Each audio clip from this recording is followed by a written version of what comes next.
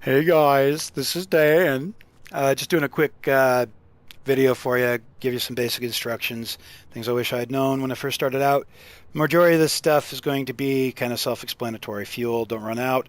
Mass locked, you're near something that's too big, get away before you can frame shift, etc. Landing gear, you want it down when you're landing, up when you're taking off. I set mine to the L key just to make life easier. I use a joystick and keyboard setup, just prefer it, personal preference. Shields, uh, don't let them run out. Your health, let that run out, you die, obviously. Not as big a deal on a Sidewinder, doesn't cost you crap to rebuy it. Once you're in, let's say, a Vulture, it's a million to rebuy it. Good thing to know. These little three bars here, something that's always kind of confused me over time, or until I looked it up anyway. So, systems, engines, weapons. Systems affect shields and the speed you jump from normal space into hyperspace or super cruise. 4 pips, good way to find this out. Go into normal space, jump out of super cruise, whatever. Set that to or drop all your power out of systems, then try to super cruise and see how fast it charges up. Hit J or whatever you have set for super cruise again to stop it, then set it forward to it, and then try it again. You'll see the difference. It's huge. Systems affects your shields in combat, how strong they are until they are down. It has nothing to do with how fast they come back up from zero. So if your shields have dropped entirely, the little rings are all gone. Basically, you might as well take all your pips out of shields and put them into other things. Arrow keys are mapped to these by default, by the way. Left is systems, up is engines, right is weapons, down is reset, which resets all of them to 222.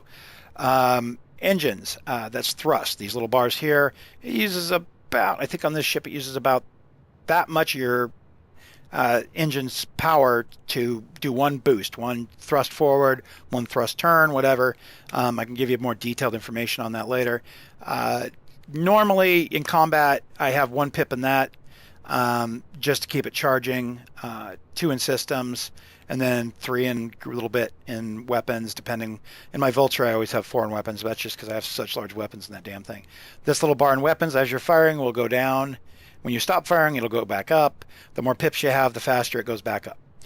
If you have enough power into it and it isn't dropping at all, might want to think about readjusting to systems if your shields are up or if they're not, engines, so you move faster. Let's see, I think I've explained that. This is just the menu. You know what that means. Little dot here. If it's solid, it's in front of you. The target's in front of you. If it's hollow, it's behind you. So nose up, nose down until it's solid. Fairly simple. This is a space station. Looks like a Borg cube. I'm sure they're aware of that. See that little arrow at the top? When you're coming into a space station, if you want to know where the mouth or the entrance is, that arrow points towards it. So target the space station, request docking, always request docking. In fact, it's the one thing I do before adjusting my power, before doing anything else.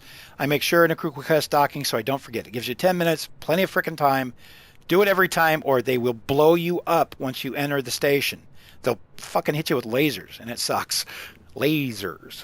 Anyway, so that's kind of the basic UI elements. I'm going to go into some flight and docking stuff once I make sure this recorded okay. And I'll just make little chunks of video here and there, instructional.